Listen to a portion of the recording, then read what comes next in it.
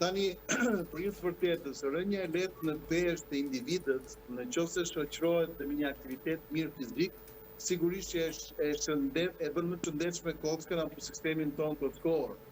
Por në përdorimin e këtyre barnave, kemi rënje të shpejta normalisht në peshë dhe këto rënje të shpejta nuk ndikojnë mirë, por ndikojnë negativisht në forcinë kockore.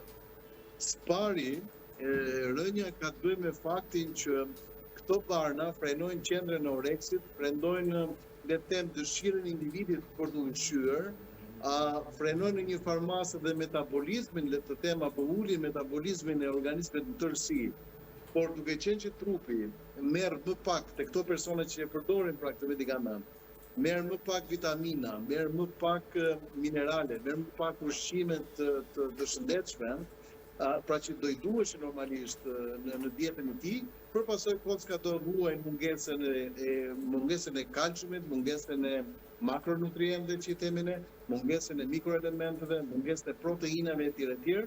Edhe gjitha kjo përkthehet në farmacën në reduktim të masës kockore. Kjo është një radhë.